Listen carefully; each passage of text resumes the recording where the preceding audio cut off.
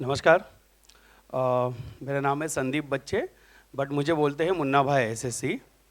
और ये मुन्ना भाई एसएससी क्यों बोलते हैं? द रीज़न इज मेरे राइट शोल्डर पे शिरडी के साईं बाबा है और मेरे लेफ्ट शोल्डर पे बांद्रा के संजू बाबा है। ओके।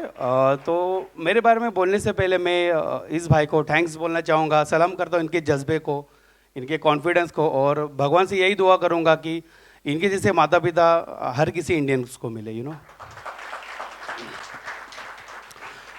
दोस्तों मेरी स्टोरी ऐसी है कि एकदम 1944 ब्लैक एंड वाइट मूवी जैसी है।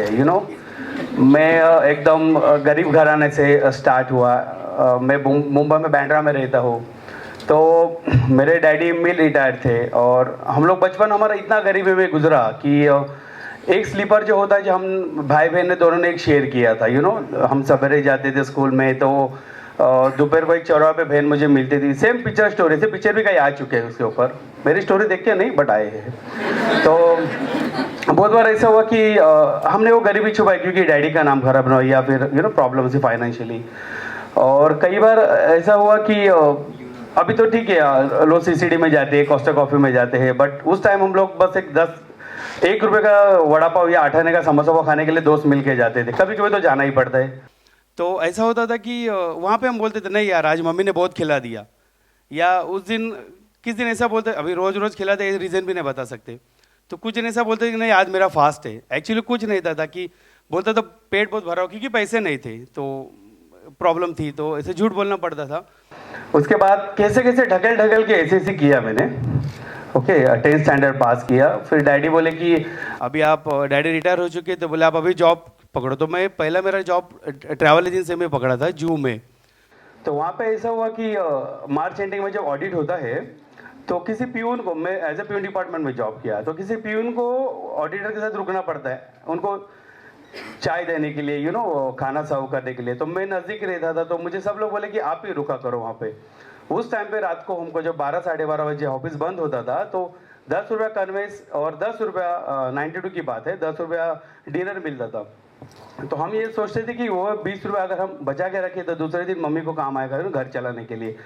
तो हम ऑफिस की टूरिस्ट बस में खिड़की से घुस जाते थे। अभी की बॉडी अलग है। टूरिस्ट बस में से खिड़की में से घुस जाते थे और वो बस के फिर मच्छर काटते थे। पैक बस था, तो उसके अंदर का इंटीरियर हमारे माइंड में आया था कि यार इसमें एलसीडी है और पुश बैक सीट्स है, तो फ्यूचर में अगर साइकिल भी लेंगे या कुछ भी व्हीकल्स लेंगे तो ऐसे हम रिक्शा गाड़ी बनाएंगे। तो कुछ देर बाद वो कंपनी यूएई चला गया, दुबई। तो हमें भी लेके जाने वाले थे, बट हमने बोला नहीं, हमें मुंबई में रह के, मिस अपने इंडिया में, अपने माता के घर पे रह के हमें कुछ करना है। तो वहाँ से मुझे कुछ 45,000 35,000 ऐसे मिले, तो मैंने ऑटो रिक्शा डाली। ऑटो रिक्शा चलाने का डिसीजन इसलिए लिया क्योंकि मुंबई में उस टाइम भी रिक्शा वाले की इमेज खराब थी, आज भी है और शायद नहीं बदलेगी, मुझे नहीं लगता बदलेगी। उसका रीज़न ये है कि भाड़ा रिफ्यूज़ करना, मीटर टैम्परिंग करना, ये उस टाइम भी होता था, अभी भी होता है। तो मैंने ऐसा सोचा था उस टाइम कि क्यों ना मैं इमेज बदलूँ रिक्शा लाइन की। तो मैं 2 साल ऐसा नॉर्मल रिक्शा चलाया और मैं ऐसा सोचा कि नहीं, मुझे वो बस का इंटीरियर मेरे माइंड में था कि मुझे कुछ करना है फ्यूचर में, रिक्शा वाले की इमेज बदली करनी है। तो 2 साल मैंने पहले इंटीरियर के लिए पैसे जमा किया। फिर मैंने फर्स्ट मेरे गाड़ी में मैंने पेपर बॉक्स लगाया, डेली के पेपर जो कस्टमर को पढ़ सकते हैं। उसके बाद मेरे गाड़ी में मैंने एलसीडी लगाया। अभी एलसीडी के हम इवनिंग को लोगों को पिक्चर दिखा सकते हैं, और मेरे वीडियोस है यूट्यूब पे, वो मैं दिखाता हूँ, मेरे अवार्ड की विनर की वीडियो है वो दिखाता हूँ। उसके बाद मैंने एसटीडी पीसीओ लगाया। तो काफ़ी सारे लोगों ने मुझे बोला कि भैया आजकल मोबाइल आए तो आप एसटीडी पीसीओ क्यों लगाया? तो हमने उनको बोला कि 4,000 से लेके 4 लाख तक टेलीफोन मोबाइल्स आए मार्केट में, सबके पास होते हैं, बट 10 रुपये की बैलेंस की प्रॉब्लम होती है।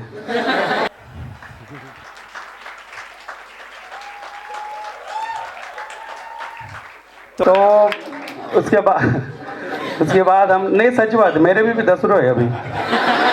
तो ऐसा है कि फिर मैंने मोबाइल चार्जर लगाया। आज मेरे गाड़ी में, पहले मैंने नॉर्मल चार्जर लगाया था, आज आपका कोई भी बंदा बैठेगा तो उसका लैपटॉप आराम से चार्ज होता है हाफ एन आवर में। उसके बाद मैंने सब कास्ट के भगवान लगे, हिंदू मुस्लिम सिख ईसाई, क्योंकि मैं मेरे रिक्शा में बैठने वालों को ये नहीं पूछते कि भाई तू हिंदू है क्या, मुस्लिम है, सिख ईसाई, मेरे लिए सब है।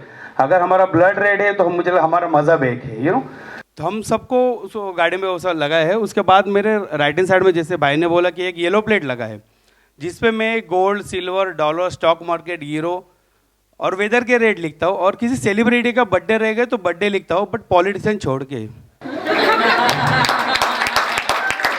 2011 में मुझे कारपोरेटर के लिए ऑफर आया था, तो मुझे बहुत सारे लोगों ने बोले भैया कुछ भी करना बट पॉलिटिशियन में मत जाना। तो शायद मैंने मेरे दोस्तों का माना और मैं पॉलिटिशियन में नहीं गया। और मेरे गाड़ी में जो भी बंदे बैठे तो हैंडीकैप पर्सन को मैं 25% डिस्काउंट देता हूँ as a meter. Blind person से मैं पैसे नहीं लेता क्योंकि कभी कभी मिलते ब्लाइंड पर्सन। और जैसे भाई ने पहले बोला था मैं जस्ट मैरिज कपल से पैसे नहीं लेता। तो काफ़ी अवार्ड में या शो में मुझे बोला जाता भैया ब्लाइंड पर्सन ठीक है, हैंडीकैप भी ठीक है, बट ये जस्ट मैरिज पर्सन को आप क्यों ऐसा फ्री छड़ते हो। तो हम ऐसा बोलते कि इस महंगा में बेचारे ऐसे ही परेशान रहते यू नो। तो उसको 10 रुपया अगर मैं कुछ उसको छूट देता हूँ तो नो प्रॉब्लम यू नो, इतना तो चलता है यार। उसके बाद मेरे से बहुत सारे कस्टमर है कि जिनको मैं घर पे पिकअप करने चाहता हूँ, हैंडीकैप है, सीनियर सिटीजन है। कई ऐसे मेरे कस्टमर है जिनको मैं व्हील चेयर से उठा के मेरे रिक्शा में बैठा हूँ, फिर उनकी व्हील चेयर साइकिल फोल्ड करना, मेरे रिक्शा में रखना, उनके पैर में चप्पल पहनना, सेफ्टी इंटीमेंट मैं वहाँ पे जहाँ पे उनको ड्रॉप करना है वहाँ करना, और नो एक्स्ट्रा चार्जेस। जो मेरा मीटर है मैं वही लेता हूँ। 2004 में मम्मी को बीमारी हुई, तो बीमारी थी बट गरीबी के कारण मम्मी ने छुपाई। तो उसके बाद में पता चला कि यू नो उनको कैंसर है करके। तो उस टाइम में बहुत टूट गया यू नो कैंसर, क्योंकि सुना था एकदम डेंजर बीमारी जो कभी ठीक होती ही नहीं, ऐसा सुना था हमने, इतना पता भी नहीं था बीमारी के बारे में। तो हम दिलीप कुमार साहब का, जैसे हमारे बैंडर में बहुत सेलिब्रिटी रहते हैं बॉलीवुड, नाम के काम के नहीं, तो दिलीप कुमार साहब का बंगला था उस टाइम, ऋषि कपूर, रणवीर कपूर, संजू बाबा जो सुनील साहब थे। तो मैंने ऐसे उनके घर पे यू नो सब लोग डोनेशन मांगने जाते, मैं भी जाता था। मेरे दोस्त लोग मुझ पर हंसते थे, ये क्या, ऐसे भी बोलते थे, फ्रेंड सर्कल होता है ना, क्या भीख मांगने जाता है यू नो, ऐसा बताओ। बहुत दर्द होता था, मुंह को ऐसा रुमाल रुमाल लगा के मैं जाता, नहीं यार मुझे डोनेशन चाहिए। तो फिर दिलीप कुमार साहब का यहाँ का काउंटर बंद हो गया, तो यहाँ जाने का संजय दत्त साहब के पास, फिर ऋषि कपूर के साथ।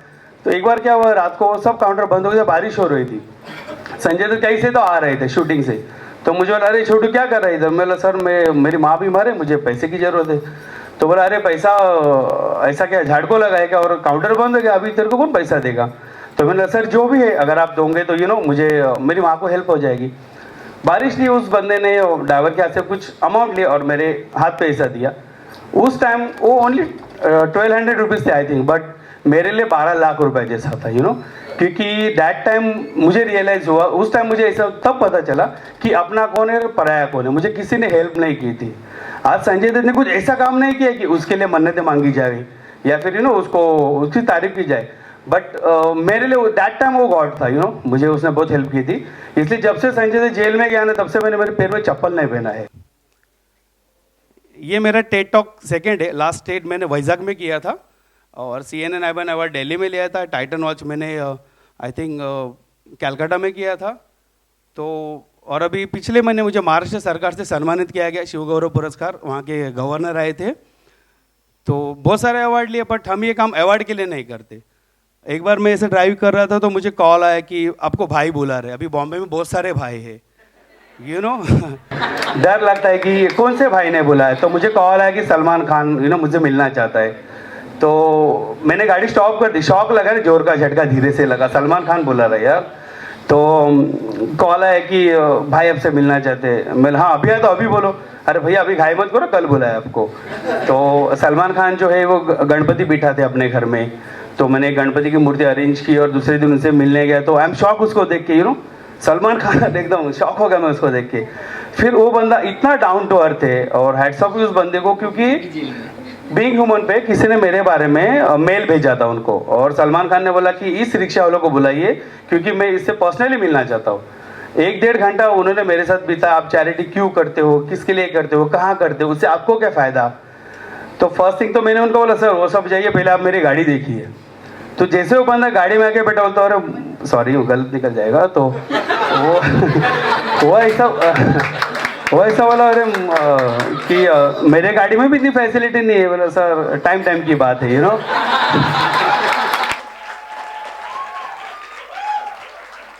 तो मेरे गाड़ी में बैठे हो और उनको इम्प्रेस करने के लिए मैंने एलसीडी पे पार्टनर पिक्चर लगाया था। बोले पिक्चर लगाओ, बोले हाँ सर चालू है ना। डायरेक्ट पार्टनर पॉज किया था, डायरेक्ट ऑन किया, पार्टनर गाना ही चालू हो गया, सोनी दे नक दे ना, वो गाना चालू हो गया। तो बहुत खुश हुए सलमान खान मुझसे। फिर मुझे बोलते मांग तेरे को क्या चाहिए मुझसे। बोले नहीं भाई आपने बुलाया, हमको इतनी रिस्पेक्ट दी, मेरे लिए बहुत बड़ी बात है, मुझे कुछ नहीं चाहिए। नहीं बोलता मांग तू, जो मांगेगा आज तेरे को दूंगा। बोला पक्का सर देंगे? बोला हाँ। मैंने बोला सर आप जो ब्रेसलेट में थे वो ब्रेसलेट मुझे वैसा ही चाहिए। तो कुछ दिन बाद मुझे सलमान खान ने ब्रेसलेट दिया।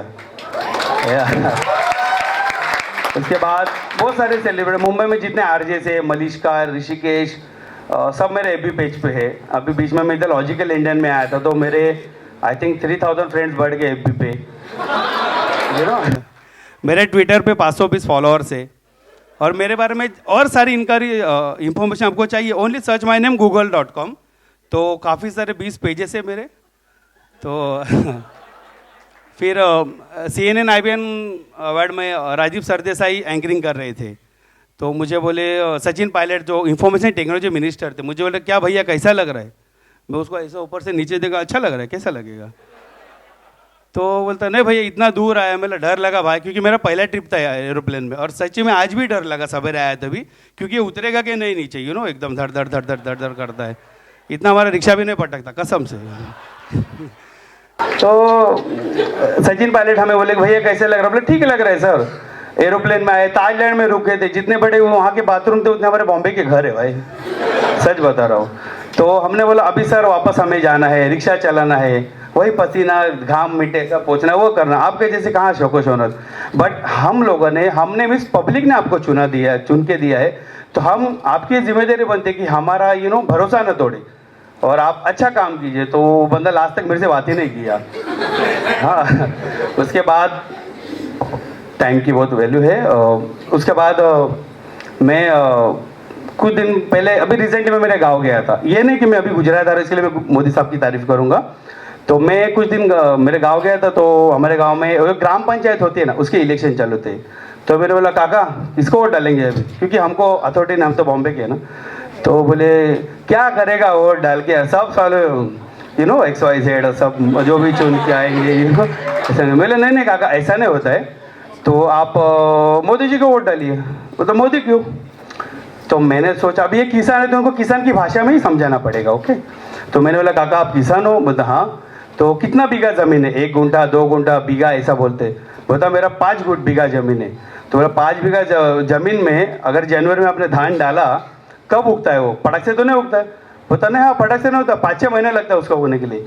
तो मैंने बोला आपके 5 बीघा ज़मीन में अनाज उगने के लिए 5-6 महीना लगता है, तो मोदी साहब को जम्मू कश्मीर से लेके कन्याकुमारी तक पूरा ज़मीन में अनाज अभी डाला है उन्होंने, उनको 5 साल तो दो आप। तो और मोदी साहब का अभी जो 21 जून को जो राष्ट्रीय योगा दिवस है, सोच रहा हूँ मैं भी योगा चालू करूँ। ऐसा है कि एवरी संडे में मेरे एरिया में झाड़ू मारता हूँ, एवरी संडे मारता हूँ। लोग हंसते थे क्या झाड़ू मार रहा है, क्या एड़े चाले कर रहा है बॉम्बे की लैंग्वेज में, ये पागलपन कर रहा है। मैंने बोला नहीं, अगर एटलीस्ट मैं पूरे बॉम्बे को नहीं बट मेरे एरिया को तो साफ कर पाऊंगा, तो मैं झाड़ू लेके एरिया माने। तो लोग हंसने लगे, दोस्त भी हंसने लगे, क्या एड़े करता है पागल जैसा। बट शायद उनको शर्म के मारे या मेरा कॉन्फिडेंस बढ़ाने के मारे आज मेरे साथ 10 लोग हैं जो हमारे एरिया, मैंने उनको प्रेरित किया कि आओ आप भी साफ करो। वहाँ पे जो टॉयलेट करते उस जगह उसको हम लोग फटके देते, क्योंकि हम लोग साफ सफाई रखते, झाड़ का कुंडी बिंडी लगा वहाँ पे। तो फिर क्या हुआ कि जो कॉलोनी है हमारी, तो कई लोग ऐसे मैडम आते कि कोई हमें नाश्ता देता है, ऐसे बहुत सारे लोग हमें ऐसे नाश्ता देते, तो हमारा दोपहर का खाना वहीं पे पैक हो जाता है। तो मेरी चैरिटी के बारे में बोलना चाहूँगा तो every Sunday I am donate some breakfast for last stage cancer patient, क्योंकि मेरी माँ की तकलीफ मैंने देखी है, मैंने उनकी ब्लड की वॉमिट धोई है। जब मैं दिन भर रिक्शा चलाता था, रात को मुझे हॉस्पिटल में रुकना था, तो जो सिस्टर लोग थे दैट टाइम, उनको भी पता था कि ये बंदा बहुत गरीब है, देख रहे थे भागदौड़, पैसे नहीं थे दवा के लिए, तो वो उनका टिफिन मुझे देते थे, मैं खाता था, नीचे सोता था। रात को डॉक्टर था, माँ को वॉमिट मैंने खुद अपने हाथों से धोया है, वो ब्लड का वॉमिट, वो तकलीफ मैंने कैंसर पेशेंट की देखी है। तो 2004 से एवरी संडे आज तक मैं 500 रुपीज़ का नाश्ता खिलाता हूँ कैंसर पेशेंट को। और फ्यूचर में ऐसे कुछ प्लान्स है कि जो पेरेंट्स लोग को उनके बच्चे नहीं संभालते या जो बूढ़े लोग अनाथ हो जाते, तो फ्यूचर में जाके उनके लिए एक छोटा सा क्यों ना मैं घर बनाना चाहूँगा, ताकि मेरे लिए वो बहुत प्राउड फील होएगा और मुझे अच्छा लगेगा भारत माता के लिए कुछ करने के लिए। और thanks for Saint Xavier's College कि इन्होंने यहाँ पे मुझे बोला कि बोलने का मौका दिया। और अहमदाबाद में आके बहुत सारो लागे छे। जय हिंद।